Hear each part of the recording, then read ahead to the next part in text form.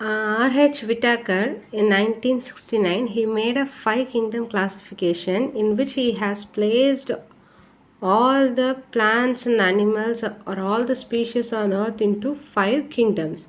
Those kingdoms are Monera, Protista, Fungi, Plantae and Animalia. So what is this Monera? Monera includes all the bacteria. And this Protista, it included all the single-celled eukaryotic organisms. Fungi are heterotrophic organisms. Plantae included all the plants and Animalia included all the animals. So let's see in detail about these kingdoms in 2 videos. To begin with, let's see about kingdom Monera. Monera included all the bacteria. Bacteria are found everywhere, all around us, be it in a land, water, wherever it is, bacteria is present, and hence it is known as omnipresent.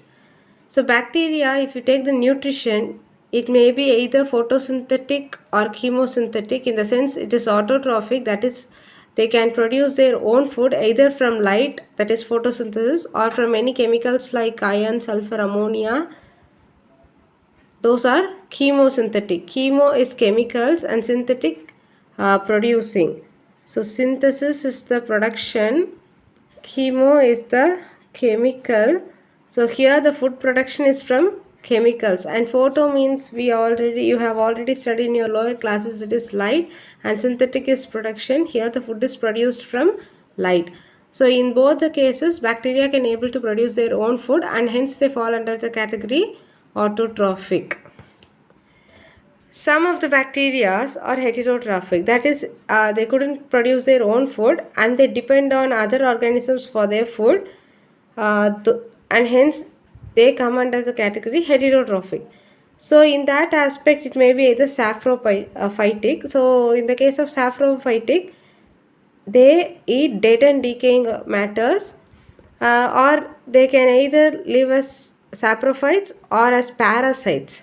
So parasitic means it will live on some host and cause some disease or harm to the host, and from the host it will take the food. So the bacteria can be categorized. Bacteria is categorized into 2 groups in this kingdom, that is one is archaebacteria and eubacteria. So what is this archaebacteria? The bacteria that is capable of living in harsh habitats or extreme conditions are known as archaebacteria. So for example, in salty areas, if it is surviving, it is known as halophiles. In the case of hot springs, if the bacteria is surviving, it is called as thermoacidophiles. If the bacteria is surviving in a marshy area, it is termed as methanogens, and if the bacteria is surviving in cold, that is snow, it is known as psychrophiles. Now let's see how archaebacteria survive in the extreme conditions. So the presence of an extremophilic protein in their cell wall makes the cell to function normal in the extreme conditions. So because of this protein, the cells of these bacteria are able to do their metabolism in a proper way, though the conditions in the environment is harsh. So the methanogens that is present in ruminant animals like cow, buffaloes, helps in the production of methane, or which is also known as biogas, that is produced from dung of these ruminant animals. The main thing here is this extremophilic protein helps the bacteria, that is archaebacteria, to survive and function normally in the extreme environmental conditions. So the next category is eubacteria, which is also known as true bacteria. Why it is known as a true bacteria? Because of the presence of a cell wall which contains peptidoglycan, and the bacteria are prokaryotic bacteria has a nucleus without a nuclear membrane or the covering. If the bacteria is moving, it is because of the presence of the locomotory organ called flagellum. It is a thin hair-like structure which facilitates the bacteria in movement. So The most important bacteria here is the cyanobacteria. It is also known as blue-green algae, and it has the green pigment chlorophyll, and obviously this helps in the process of photosynthesis. So in the presence of light, it can use carbon dioxide and water, and it can produce its own food, that is carbohydrate, and hence they are also known as photosynthetic autotrophs, that is they can prepare their own food in the presence of light. So and hence they are not dependent on food on any other organisms. So these cyanobacteria are usually unicellular. They are all unicellular, which exist together in the form of a colony, that is colonial, or they may exist in the form of a filament. Filament is a thread-like structure. So like this, it is the filament of nostoc. So in the case of in the case of any colony, the entire colony is surrounded by a gelatinous sheath, that is a mucus-like sheath. So why or what is the significance of the sheath means it holds the cell together, and as well as it gives stability to the cells. And in the case of filamentous bacteria, there in one or two cells may contain a special structure called heterocyst, which helps in the fixation of nitrogen. So example for this kind of bacteria is nostoc and Anabaena. So next comes the chemosynthetic bacteria. Not all the bacteria are capable of producing food from light. Some are chemosynthetic. So in the case of if it is living deep under the water, the light cannot penetrate, and hence it has to produce food from some other sources. In that case, it will depend on the using some inorganic chemicals. So what are these inorganic chemicals? These chemicals doesn't have carbon and hydrogen in their structure. For example, iron, sulfur. So they will oxidize these inorganic substances, and in that process energy will be released, which will be used in the production of ATP, that is adenosine triphosphate, which is the key source of energy, and with this it will manufacture its own food. So here is a summary of the process. So how the bacteria produces food from a chemical? It will first choose a chemical like iron and sulfur, and it will oxidize. It will do the process of oxidation, that is it will make the chemical to lose the electrons, and if the electron is released out, at the same time energy will also be released. This energy will be used by the bacterium to produce this adenosine triphosphate, and with this adenosine triphosphate it will prepare its own organic food, that is carbohydrate.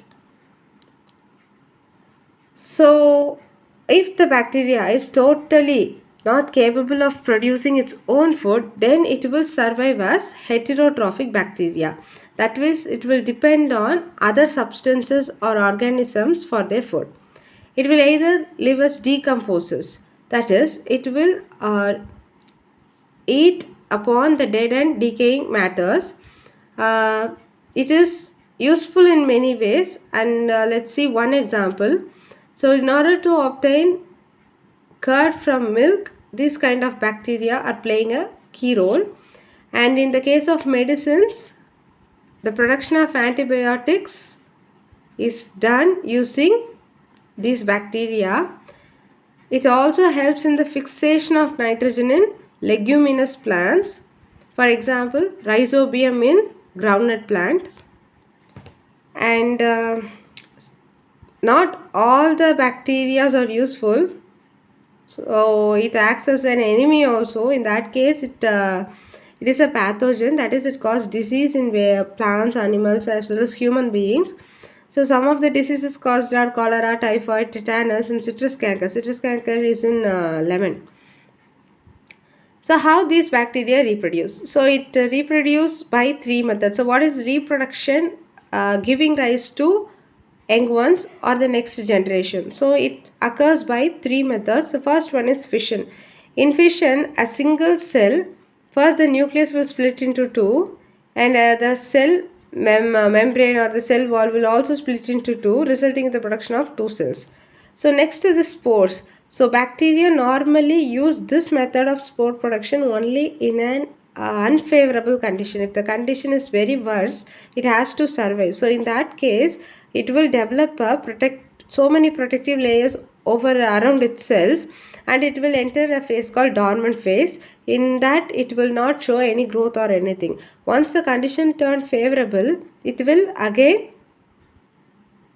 grow into the new bacteria. And this DNA transfer, so it actually takes place by three methods. That's an advanced one. So here we will see it as a simple. In the case of DNA transfer, the main genetic material DNA will be transferred from one bacteria to another. A small note is also given about mycoplasma. So mycoplasma is very easy. It's actually a kind of bacterium which lacks cell wall. If a bacteria is without cell wall, that is mycoplasma. And it is anaerobic. It doesn't want oxygen for its survival, and it is pathogenic. That is, it will cause diseases. So it is a kind of bacteria that doesn't have cell wall. So the next kingdom is Protista. So it includes all the single-celled eukaryotes. So eukaryotes are organisms in which the nucleus will be surrounded by a prominent nuclear membrane or the nuclear wall. So in this case, we cannot categorize that this eukaryote is a plant or animal or fungi. So if any single-celled eukaryote is there, it is included under Protista. So it's again a vast group of organisms. The peculiarity is everything is single-celled, that is unicellular, and it is eukaryote. So it may be either plants or animals or fungi. So it is again categorized into the following. So first one is chrysophytes. So it includes diatoms and golden algae. So diatoms, you might have seen this in field. I will explain that. So diatoms are single-celled organisms. It will have silica in their cell wall that will make them to shine. Okay, so diatoms are that is unicellular eukaryotes that will have silica in their cell wall, and because of the presence of this silica, they will shine. And this golden algae, it is known as desmites. It is known for its golden color, and this color is given by a pigment called fucoxanthin. It is also known as brown algae. So these two are included under chrysophytes. So they may be either found in fresh water or in ocean, or that is marine water. Everything here is a plankton. So what is a plankton? Plankton are single-celled organisms that will move with the water current. They doesn't have the ability to swim back against the current. They will drift with the water currents. So this silica is actually indestructible. That is, it cannot be destroyed in any way. So it will, after the death of this diatoms, it will be deposited it will be deposited beneath the water surface, and later it is taken out as diatomaceous earth, which is used in the filtration process or in the polishing process. So this chrysophytes include diatoms and golden algae, and they are all planktons, and the silica in the diatoms is indestructible, and hence it forms deposits after the death of the organism, which is used in various purposes. So the next category is dinoflagellates. Dinoflagellates are found only in marine, that is saltwater habitats, and they are photosynthetic, that is they can prepare their own food, and they are variously colored based on the pigments present in their body. Let's see some of the pigments. The yellow color is because of the pigment xanthophyll, green color is due to chlorophyll, brown is due to fucoxanthin, blue is due to phycocyanin, and red is due to phycoerythrin. So in this brown we have already seen here in desmites. So fucoxanthin, it will give the brown or the golden color. So next, the cell wall has a stiff cellulose plates. The cell outer one covering that is a stiff one because of this arrangement, and it will have a two flagella. The flagella arrangement is also peculiar here. One flagella will be arranged in a longitudinal manner, and the flagella in the transverse manner will be turned inwards. So this is also a peculiar character of dinoflagellates. Here is a fact. Some red dinoflagellates like goniologs are capable of multiplying very quickly or rapidly, and sometimes it makes the sea appear red. So next category is euglenoids. The best example here is euglena. So these euglenoids doesn't have a cell wall, but instead of that it has a protein rich layer, and this special layer is known as pellicle. So euglenoids doesn't have cell wall, instead it will have a protein rich layer, that is pellicle. It is found only in fresh water, and it has a two flagella. What is the specialty of this? Means one flagella will be short and the other will be long. The characteristic of this euglenoid is it is capable of living as a photosynthetic autotroph or heterotroph. How? So first, if the sunlight is present, it will act as a photosynthetic organism. That is, it will use the sunlight and produce its own food. If the euglena lies in an area that is devoid of sunlight, it couldn't make its own food, and in that case it will act as a heterotroph. That is, it will start to predate the small organisms. So next category is the slime molds. We used to play with slime, and this will look like that, and hence the name. So these are saprophytic protists. So if the word saprophyte is there, it means it will eat the dead and decaying things. So here it will eat the decaying twigs and leaves. And protist, you all know, it is a unicellular eukaryote. And how it is formed? So many single cells, if it is subjected to any kind of stress, it will join together as a group. In that case, the walls will be fused and fused to a single wall, and all the nucleus will be spread out inside, and hence it is a multinucleated mass. The example here is plasmodium, and how it will spread over several feet. It's not a single one. It will be spreading over for several feet, and this plasmodium is capable of producing spores. If the unicellular organisms are subjected to stress, or if they are facing any unfavorable condition, they will produce the spores, which will remain dormant for some period, and when the favorable condition comes, that will turn into the or germinate into the new organism. So the next category is protozoans. Protozoans are totally heterotrophs, and they grab their food by two mechanisms. One, either they will act as a predator or as a parasite. So in the case of a predator, they will predate or consume or eat the lower organisms, and in the case of parasite, they will live on some or other organism that is commonly known as host, and parasites, it will live on host and take food from the host. It will result in the disease in host. So protozoans are grouped into four. So the first one is amoeboid protozoan. So what is this amoeboid protozoan? A basic example is entamoeba. So here, just like amoeba, it will leave an extra hand called pseudopodia. Using this, it will grab the food and consume the food, and hence it is known as amoeboid protozoan. So next one is flagellated protozoans. So example is trypanosoma. So here, this is the trypanosoma. So here flagella will be present, and hence it is known as flagellated protozoa. So next one is ciliated protozoans. Example is paramecium. It also looks like slipper.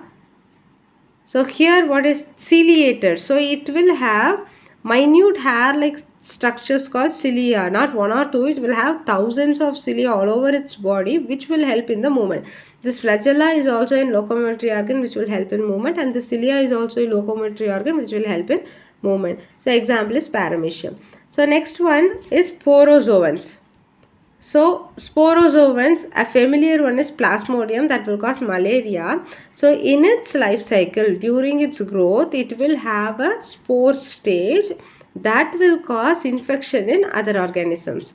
So these sporozoans will have a stage that will produce the spores, and the spores are capable of causing diseases in other organisms. So this is plasmodium, the structure.